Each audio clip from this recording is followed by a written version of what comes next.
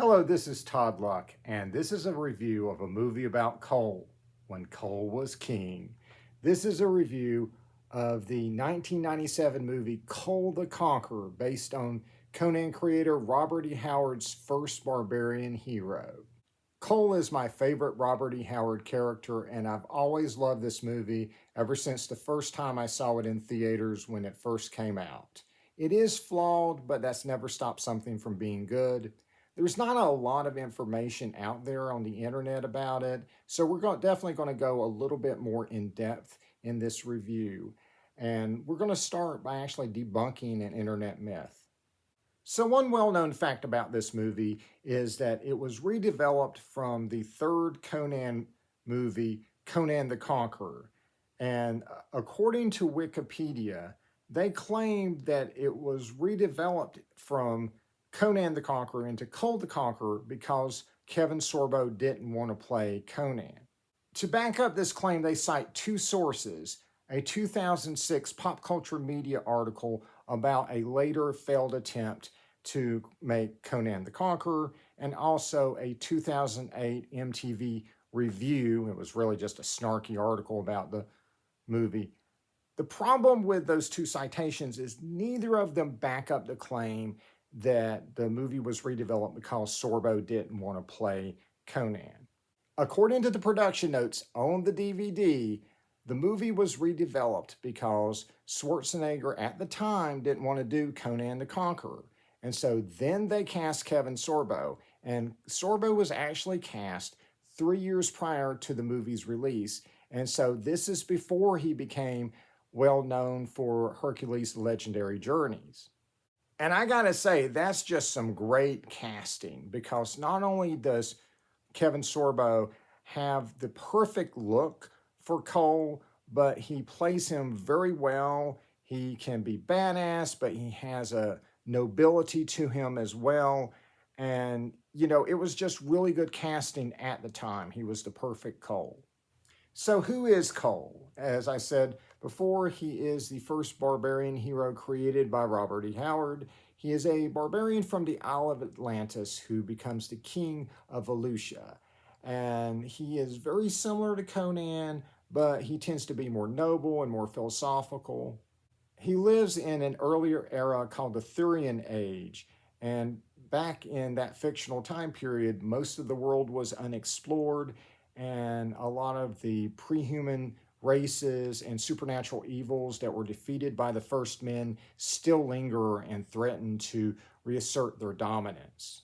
Kull first appeared in 1929 in a short story called The Shadow Kingdom, which featured one of those pre-human races, the Serpent Men. And it's widely considered to be the first sword and sorcery story, and it launched the entire genre. Unfortunately, Robert E. Howard had a difficult time selling his other Kull stories, and so he took one of those stories, By This Axe I Roll, and he rewrote it, adding in a supernatural element and changing Kull into another barbarian you may have heard of, named Conan. And of course, Conan would go on to become Robert E. Howard's most successful and most well-known creation. Howard's work predates The Hobbit, so he wasn't influenced by Tolkien. If Howard's work sounds familiar, it's probably because he was influenced by his friend H.P. Lovecraft. He actually incorporated mentions of Lovecraft's creatures into some of his works, and so some of Howard's stories are actually considered part of the Cthulhu mythos. And the really cool thing is that Lovecraft actually returned the favor. He actually mentioned the Serpent Men of Volusia in stories like Haunter in the Dark. So obviously Kull is the perfect fit for a redeveloped Conan story, and I was super hyped to go see the movie back in 1997. So the first thing that hits you is the epic soundtrack by Joel Goldsmith, and it combines rock and classical and epic chants to create this incredible score that is a worthy addition to anyone's barbarian playlist. It is on iTunes, but you're going to have to do a pretty exact search, because if you just search Kull, you'll get a bunch of other stuff. So search the exact name of the movie, Kull the Conqueror, and you can add that to your barbarian playlist. So the opening scene is this epic battle where Kull is fighting his enemies with an axe, surrounded by darkness and fire, and it gets your blood pumping with this epic rock soundtrack. And that's followed by a blindfolded sparring match with flaming swords between Kull and Taligaro.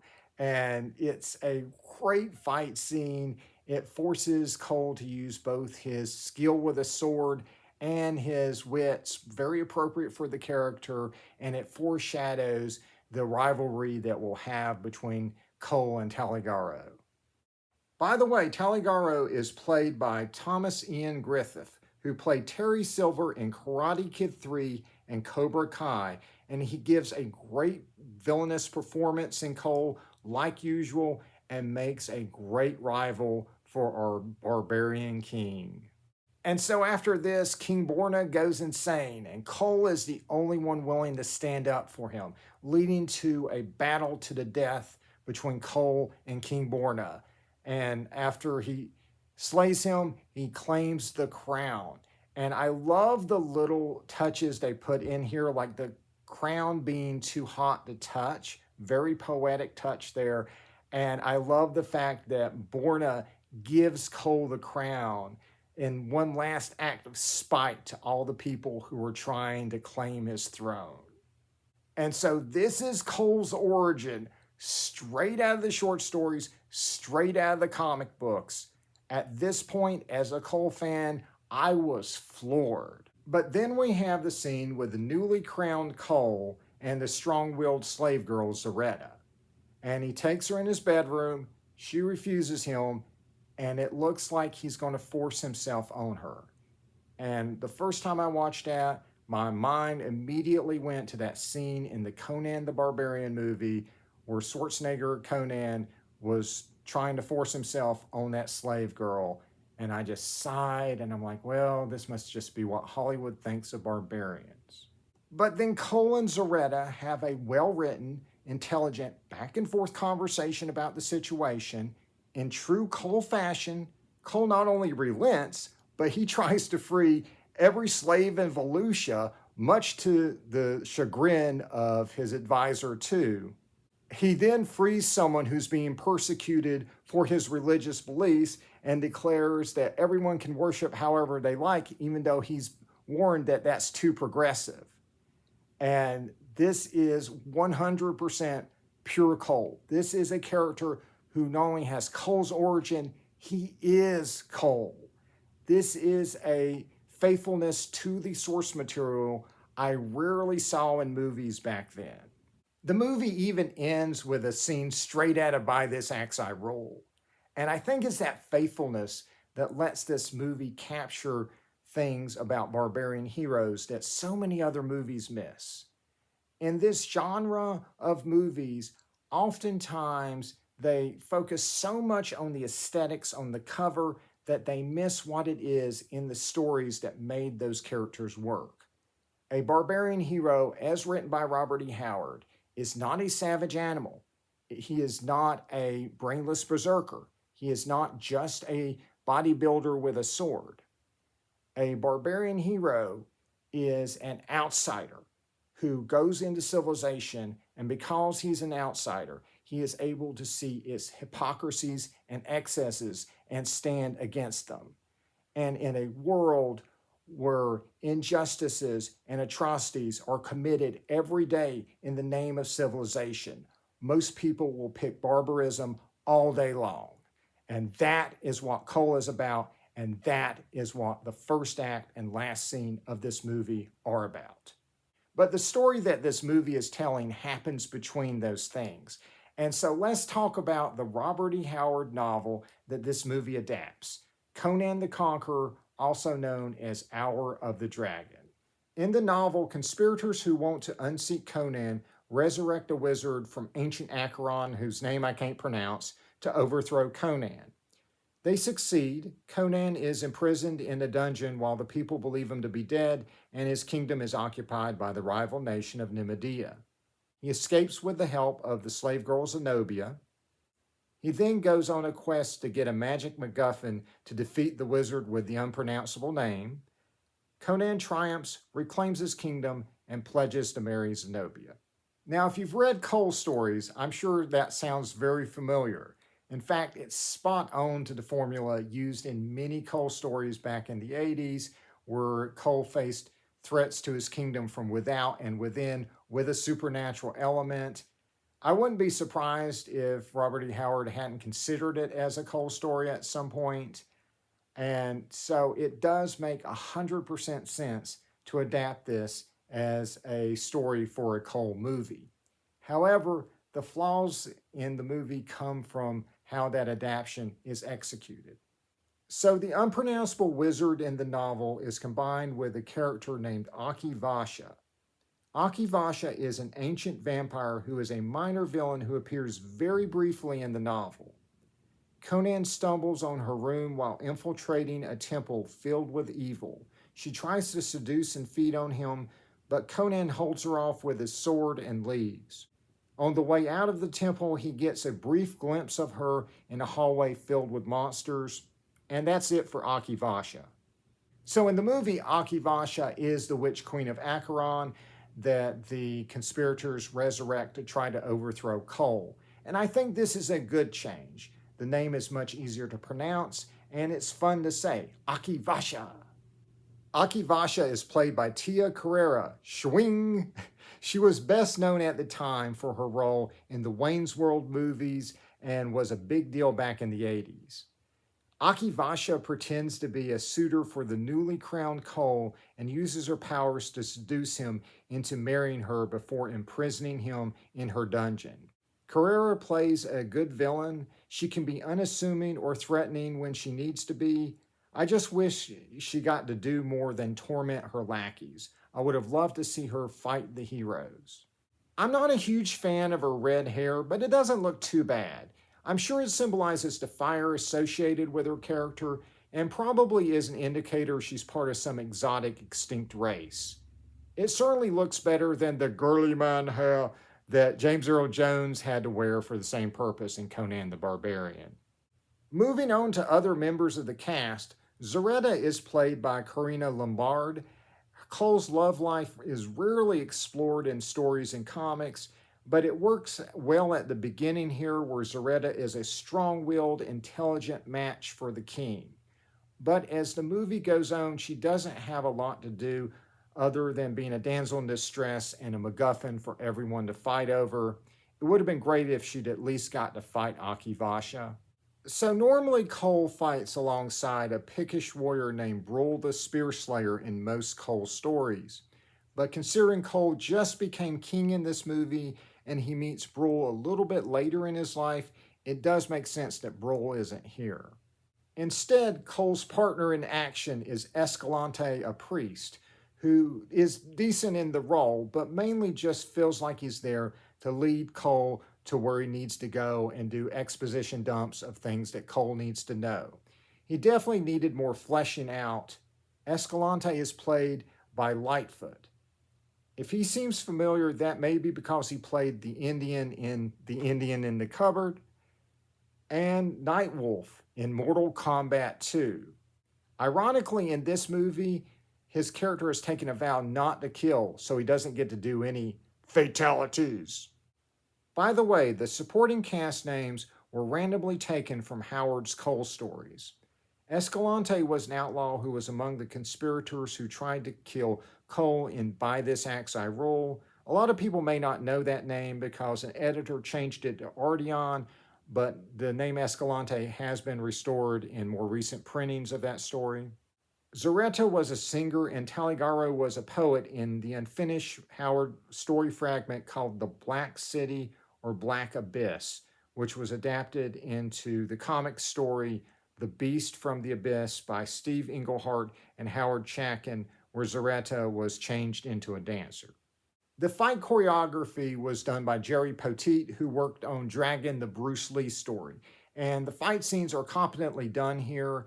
The group fight scenes where Kull just lays waste to armies of soldiers without breaking much of a sweat, they're okay. But boy, when he goes one-on-one with Teligaro, it is amazing. Every single time those two clash, it's electric. And those scenes are definitely the highlight of the movie, especially the fight in the ice cave. Man, when that rock music started, you knew it was on. The special effects supervisor was Kit West, who worked on films like Return of the Jedi, Raiders of the Lost Ark, and Dragonheart, and it shows. The effects here look good for the time. I like the look of the movie better than a lot of sword and sorcery movies from that era. The costumes look great. I love the fact that Cole wears pants instead of running around with bare legs. I think the sets look good, especially for a movie that cost $35 million. Felucia and the palace look great. The Topaz throne is perfect. If you're wondering where on earth Felucia is, most interiors were shot in Bratislava, capital of Slovakia. Exterior scenes were a combination of Slovakian and Croatian landscapes. If those castles in the movie look real, it's because they were. They actually shot at real castles like Devon Castle and Kraveni Common, with exteriors shot at Tatra Mountains at the chalk-white ruins of Spiš Castle. In Croatia, they were based on Murder Island of the Kornati Islands in the Adriatic Sea for almost 3 weeks of filming on water. They were the first American production shot in Croatia since the end of the Croatian War in 1995. So if the movie had this much going for it, what are its flaws? So I think most of them are found in the story after the first act. And so it's a sword and sorcery movie without a lot of sorcery in it. And I think that's unfortunate. We get to hear about Acheron. We get to, I guess, imagine its demon hordes, but we never get to see any of it. Akivasha rarely gets to use magic. She doesn't get to fight anyone. It really needed more magic and more monsters. The movie is also way too light, and there's way too much forced humor that's not all that funny. Cole is in a very serious situation here where he's pursued by his own men who he's having to fight and kill, and it just doesn't seem to be that much of a burden for him. And there's just an attitude at the time when this movie was made that science fiction and fantasy had to be light, it had to have forced humor, because audiences wouldn't accept it if it took itself too seriously. Ironically, in just a few years, Lord of the Rings would come out, and it would prove to Hollywood that audiences will accept a dark fantasy movie. And I think if Cole had been made after that, there is a possibility it may have been a better movie. The movie's screenwriter, Charles Pogue, said that the movie fell short of his vision and that the execution of his script lost the power, panache, and poetry that he'd put into it. And you'll find that there's rarely happy screenwriters in Hollywood, right? If you've seen my other videos, you know very similar things have been said by the screenwriters of everything from Fire and Ice to Greystoke. And I think there is usually something to that. And I think the movie probably would have been better if it stayed closer to the screenwriter's original vision. The movie only made $6 million off of a $35 million budget. So why did so few people see it? Well, here's a look at the trailer. As a soldier, he rocks. As a king, he rules. Fanara, as pure as virgin snow. We've met. She's not that pure. But his choice of a bride leaves something to be desired. My queen! Join me, and the earth shall be our empire. She's the incarnation of evil itself. Your bride is over 3,000 years old. She said she was 19. This is one of the worst trailers I've ever seen. It's like National Lampoon's Barbarians. It looks like a parody instead of an actual real barbarian movie. The rest of the marketing isn't much better. The tagline says, "Cole rocks." What the hell does that even mean? So I'm not surprised so few people saw it. I'm surprised anybody saw it with marketing like that. And I think it's just another one of those projects that started out as something else that was much more marketable, in this case, Conan the Conqueror, and then was redeveloped into a movie about an obscure character in a genre that no one was doing anymore, and the studio just didn't know what to do with it. Surprisingly, action figures were still made of the movie by Toy Biz. There are 2 for Kull and 1 for Taligaro. They have rooted hair, removable armors, and soft good clothing. They may have been the only real merchandise put out of the movie other than the soundtrack. So it is a flawed movie, but in my opinion, it's still a good movie and still worth watching. I would love to see Hollywood take another crack at Kull. I'd love to see Thulsa Doom and the Serpent Men and all that good stuff. But I am infinitely grateful for the movie that we did get. And as far as I can tell, it's not available on any streaming service. You would either have to buy it or rent it digitally or buy the old DVD. And by the way, its original home release is an early DVD, so it has an insert that lists all of the chapters on the movie like they're song tracks on an album or something. And it also has, really cool pictures from the movie. So that's kind of an added bonus if you ever want to pick this up on eBay. All right, that's it. That's my review of Kull the Conqueror. Like and subscribe for more videos. And until next time, buy this DVD, I roll. See ya.